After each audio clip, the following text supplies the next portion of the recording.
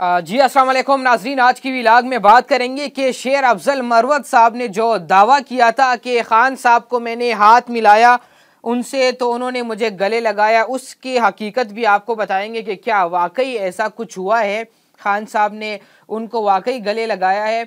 और दूसरी जानिब आज की व्लॉग में बात करेंगे साबिक सदर जो आरिफ अलवी साहब है, पाकिस्तान तहरीक इंसाफ से उनका ताल्लुक़ था। उन्होंने आज इस्लामाबाद हाई कोर्ट में साफ़ियों से गैर रस्मी गुफ्तगू करते हुए क्या कुछ कहा। तो नाजरीन शुरू करते हैं शेर अफजल मरवत साहब के हवाले से।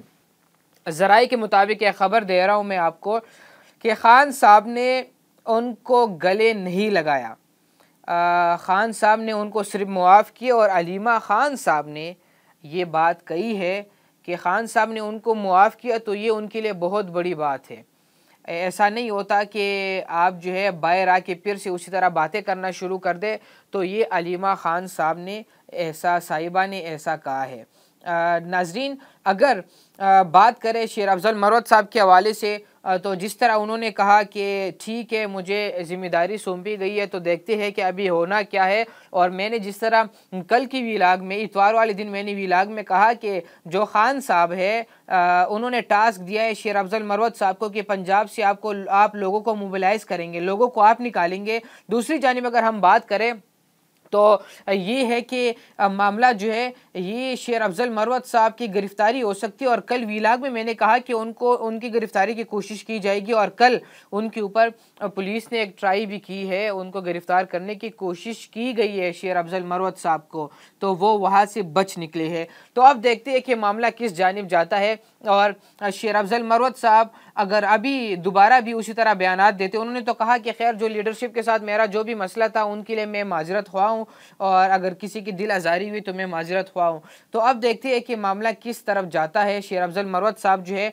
वो ज़रा सियासत को संजीदगी से करेंगे या उसी तरह जज्बाती बयानात देंगे जिससे उनको सियासी नुकसान भी होता है। नाज़रीन आरिफ अलवी साहब के हवाले से बात करें, पाकिस्तान के सदर रह चुके हैं, पाकिस्तान तहरीक इंसाफ से उनका ताल्लुक़ है। उन्होंने आज इस्लामाबाद हाई कोर्ट में मीडिया से गुफ्तगू करते हुए ये कहा कि उनसे एक सहाफ़ी ने सवाल किया कि सदारती रेफरेंसेस के हवाले से उनसे सवालात हुए तो उन्होंने कहा कि आर्टिकल 6 का जिनको शौक़ है वो अपनी शौक़ पूरी करे, मैं भी यहीं पर हूँ और मैं पाकिस्तान ही हूँ, पाकिस्तान में ही रहूँगा और मरना जीना मेरा इधर ही है, मैं कहीं नहीं जा रहा। जिनको ख्वाहिश है कि वो मेरे ऊपर आर्टिकल 6 लगाए तो लगा के देख ले, अपनी ख्वाहिश पूरी कर ले, मैं भी इधर हूँ, मैं भी देखूँगा कि मामला जो है वो किस तरफ जाते हैं। तो ये आरिफ अलवी साहब के मामला थे। नाजरीन कुछ लोग समझते हैं कि काजी फायजीसा साहब जो है वो इमरान खान साहब के ख़िलाफ़ है। तो ख़िलाफ़ क्यों है?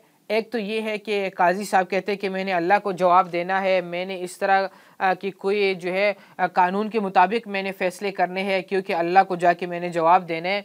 तो एक तो ये है कि जवाब देना अल्लाह को तो आपने देना ही देना है, अल्लाह की मखलूक को भी आप जवाब देते हैं और उनको देना भी चाहिए आप, क्योंकि मुल्क के चीफ़ जस्टिस है, चीफ़ जस्टिस ऑफ पाकिस्तान है। नाजरीन जो आरिफ अलवी साहब है क्या वाकई चीफ जस्टिस ऑफ पाकिस्तान के साथ पाकिस्तान तहरीक इंसाफ का कोई मसला है, इमरान खान के साथ कोई पर्सनल मामलात है उनके? तो नाजरीन सदारती रेफरेंस के हवाले से अगर बात करें तो ये जो PTI के दौर में काजी फायजीसा साहब और उनके बेगम को स्पेशली बहुत जलील किया गया था, अदालतों के चक्कर उनसे लगवाते रहे और तकरीबन 1 साल से 1.5 साल तक उनको जलील करते रहे PTI के दौर में। और वही सदारती रेफरेंस वाली मामलात आ जाते हैं यहाँ पर। तो फिर जब काजी फायजीसा साहब हल्फ ले रहे थे तो तब उनके पास बेगम खड़ी थी वहाँ पर, तो शायद उन्होंने एक खुफिया मैसेज दिया, एक इनडायरेक्टली मैसेज दिया, खामोशी से कोई पैगाम दिया। और आज जो है जिनको आप ब्लैकमेल करते रहे, जिस काजी फायजीसा साहब को आप ब्लैकमेल करते रहे कि आप रिज़ाइन दे के घर चले जाए, वो काजी फायजीसा साहब आज पाकिस्तान के चीफ जस्टिस ऑफ पाकिस्तान बन चुके हैं। तो अगर ज़ातियात के ऊपर नहीं उतरते तो फिर तो ठीक है, अगर ज़ातियात के ऊपर उतरते हैं तो ज़ाहिर सी बात है माजी का ताल्लुक़ इनसे कुछ इस तरह जुड़ा हुआ है। अपने मेज़बान शिराज को दीजिए इजाज़त, अल्लाह ने ख़िबान।